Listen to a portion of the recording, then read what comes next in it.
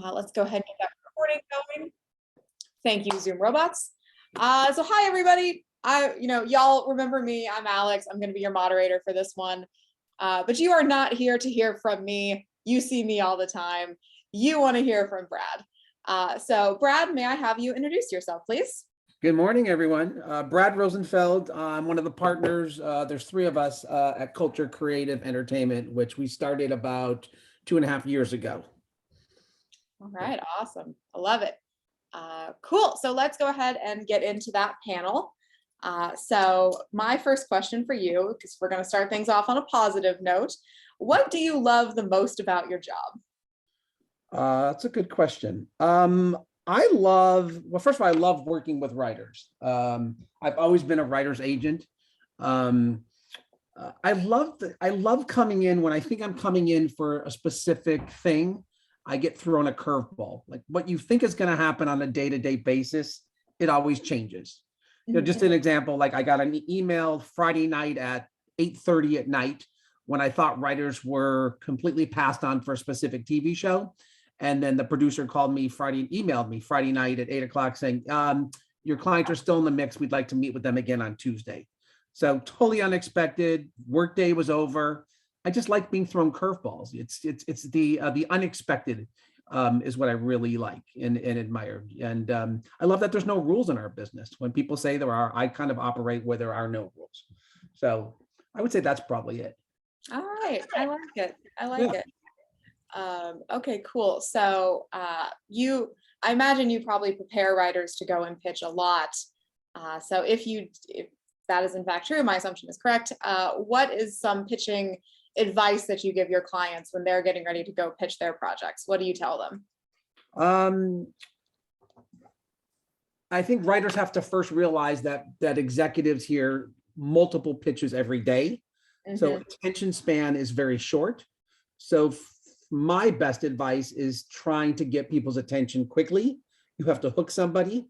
So we always like to tell our clients, why you? That's where I think people need to start. Why are you the person coming in and telling this story? And basically, why should these guys care? So it's about making that connection. And I think that's so important. And I also think people have to realize, I tell people 15 minutes max. Open it up for questions. So if you're going in for a pitch, how do you sustain a show? Give us some episode ideas. If it's a TV show, for example, open it up so they're, you can gauge the interest of, they have questions on characters and story and sustainability. But the connection, I think, is the most important part. Why are you the person telling the story? Okay, awesome. And then quick follow-up to that, has that, in your opinion, always been the case, or is that something that's become more important in, so the past 10 years, for instance? I think it's always been the case, but I do think it's definitely more important now. There's so many places to sell shows to, more now than ever. So, what works for one generally doesn't work for another. Everybody has such specifics of who they're, everybody's vying for a demographic and audience. So you really got to target the places that are right for whatever that property or product you're trying to sell. So, okay. Yeah, awesome. I love it. Yeah, that's like, that sounds like my boilerplate answer, but I really do love all of your responses. Okay, great. So next question from me. When a writer has an agent and they are looking to add a manager to the team, how important is it that the agent already has a relationship with the prospective manager? Do you like to know the managers that your writers may work with or not, I suppose?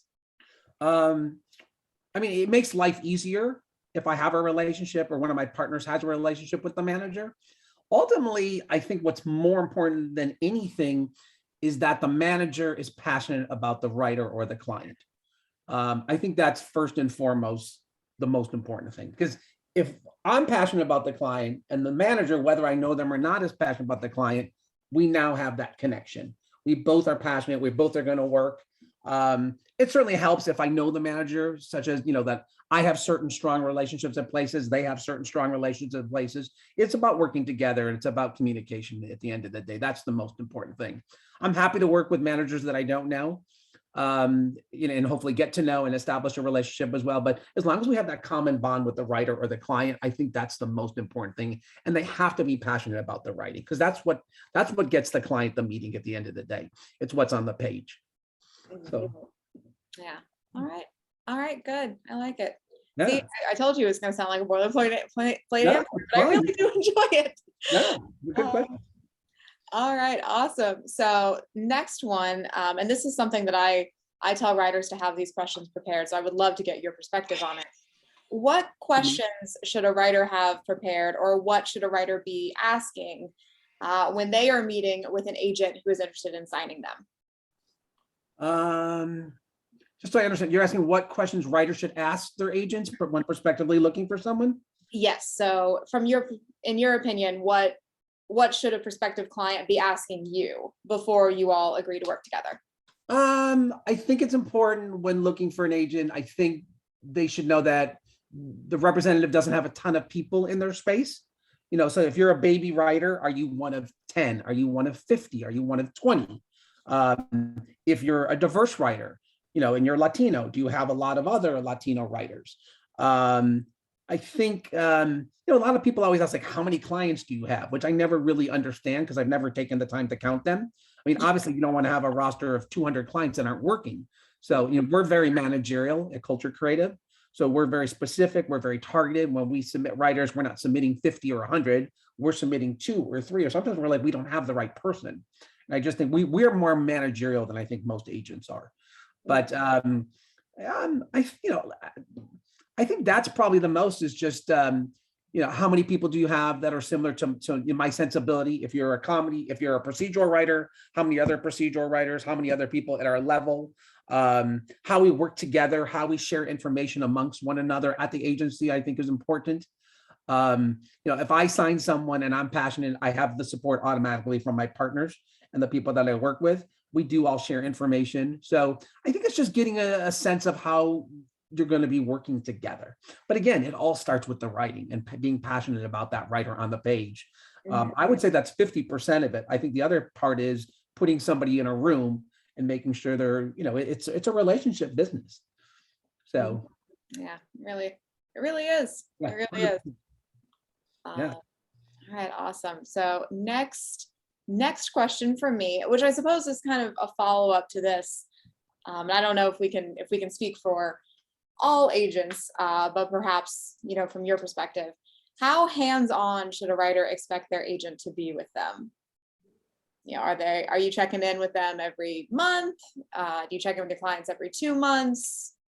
What is sort of your process? I think that's something that the writer / client needs to really get on the same page with their representative, because I think it's a different answer for everybody. I can only speak for us and myself and Culture Creative. We're, like I said, we're really managerial. So I think communication is the key to success. Not only communication between agent and client, but also agent and network exec, studio exec, follow up. You send out a script, you follow up. I always like feedback. Sometimes you never get feedback. You just get a pass. I want to go back to a writer and give them specifics, so I know somebody read something, and try to figure out if they're reading it or not reading, or just reading coverage. I'm trying to think what else. Give me more of your question again. So from your perspective, how often should a writer be expecting to hear from their agent? Then I suppose, how often can a writer follow up with their agent without making you want to go, oh my gosh, leave me alone? I mean, I think they, listen, to the point where, like I said, hopefully you're getting feedback and there's communication. I'm shocked how many times I interview someone from another agency where they haven't spoken to their representative in 3, 4, 5, 6 months. I mean, we tell our clients, like, you're the CEO of your company. We work for you. We work together. If you don't work, we don't work. We're a team. So I think also with social media and emails, and it's just, texting, you should always be able to get feedback from your representative. I just believe that's the formula for success, in all honesty. So, I don't think there's harm ever in checking in with someone, to the point where, listen, you have to understand, even when we started, your first question is, what I think I'm coming in for doesn't necessarily end up happening on a day-to-day. Sometimes I have to drop everything I thought I was going to do because something else comes up that requires attention right away. Again, I think you should always know where your material's going, where the feedback is. I always tell clients to keep a list of who they're meeting. Now, I'm surprised by how many clients go into a meeting and there's like 3 people in there and they don't remember who's in the meeting. Because a lot of times we'll book a meeting for someone and we only think one person, and there's 2 other people who join. And I'm like, well, who was the meeting with? They're like, I don't know. I'm like, really? Like, they have to know that. So it's a total team effort. It just is. But I do think the line of communication is where it all starts. I do. So. All right. Yeah, sounds good. So it sounds like, this, to me, it sounds a little bit like this is something you would recommend writers kind of talk with their reps about in the early stages of their relationship, so that we kind of know how we work, how we're going to work best together. Yeah.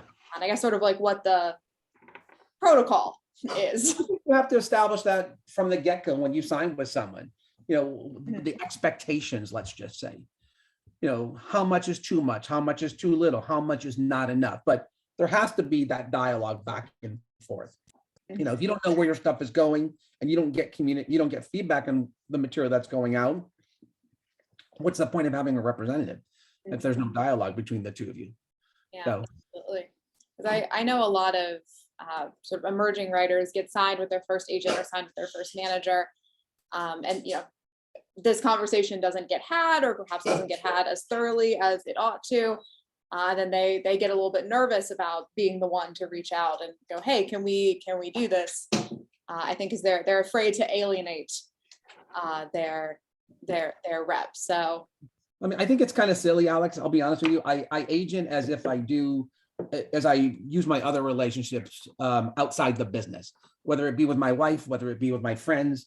I mean, you have to talk, you have to say when there's issues, you have to say when you're happy, you have to say when you're unhappy. You have to have that back and forth with people. Maybe unorthodox, but that's the way I've been doing it for 20 plus years. So it seems to work for at least for me. Yeah, I definitely support it. I encourage it.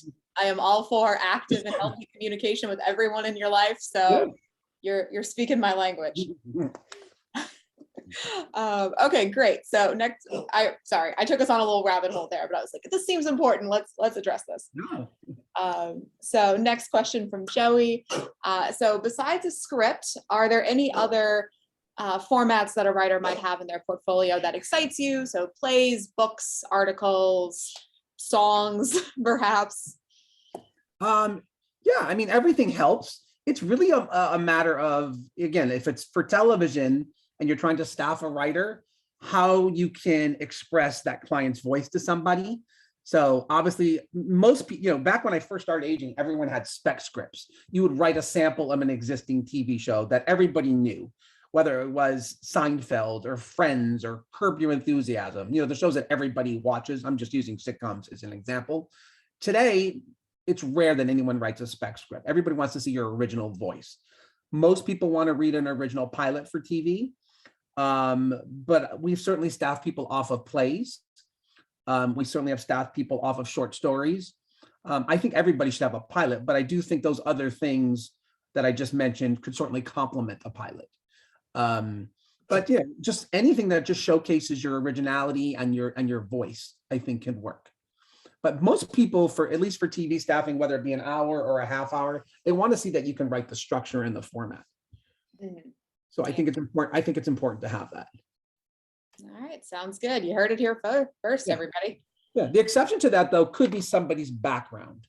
If it's a procedural show, let's just say, and it has to do with the police force or CIA or FBI, someone's background could be the exception. Their life experiences. Someone's bringing a ton of stories because of they've worked in that field or that world or that arena. So that might be the only exception to that, at least for me. All right, cool. I love it. So final question from me, and then maybe we can do like one quick audience question, but then we got to get our pitchies up on the stage. So this is always a really fun one. Through the ups and downs of the industry, because it's a tough town, what is it that keeps you going? I mean, I love my job. I love it. I mean, I think I like it as much now as then when I first started. So my answer is passion. I admire writers who can tell a story and put it down. And when you read something that's good, it resonates with you. You constantly, even when I go to bed, I mean, I read a pilot that I just kept thinking about over and over, and I wanted answers. And I wanted to call the writer and be like, you got to tell me where this is going. So it's just passion. And I love the people I work with. There's some really good people I love my partners. There's some really good people in the business. I mean, listen, for me, I'm blessed for the job that I do. I love it. I mean, I like going to work. I mean, I really, really do. Even with COVID, I wanted to go in the office. I miss the office. So I just think it's a great business. I think entertainment provides an escape for people. We always need an escape more now than ever, especially for the last 2 years. I missed going to the big movie theaters and seeing movies on a big screen. I just did the experience. So, I mean, I got into this business because I grew up with movies that just changed my life, whether they were John Hughes movies, the Breakfast Clubs, the 16 Candles, like those movies. I wish they made more of those movies today. But I got into it just because going to the theater just it was my escape. It was my stress reliever. So I think people always need stories. People are always going to need product. So that's sort of my answer, but it's passion. That's amazing. That's fantastic. That's the best. Just thank you, Brad. That was great. My pleasure. Thank you.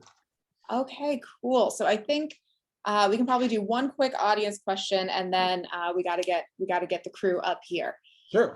So really, really fast, because I know that this question floats around a lot. So from Charles is asking, what are your thoughts about writers who have scripts or samples in multiple different genres? Good question. I think writers have to understand, first of all, I know everybody thinks they can write everything, but I think writers have to sort of hone in on where they feel their strengths are. What people don't realize is studios and networks have lists when they need a comedy person or a thriller person or a horror person. So I think you figure out where your strengths are and you stay in that lane, establish yourself in that lane. And then when you're successful, much easier to go left or right or forwards or backwards, in my opinion. No different than an actor. Like, listen, Jim Carrey, one of the funniest guys ever, king of comedies, my opinion, should be continuing to do comedies. But at some point, it's like, I want to be a serious actor. I want to win an Oscar award. Much easier to go, like I said, in different directions when you're already in the system.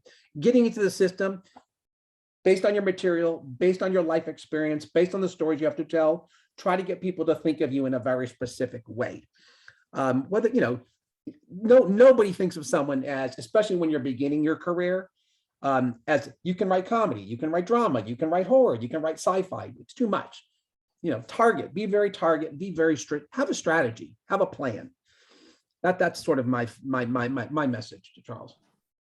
That's a good one. I think it's a good one. All right, awesome. So we are now to the portion of today's adventure where we are going to have some folks join us on the webinar stage, and they are going to run through some pitches. So let's stop that recording.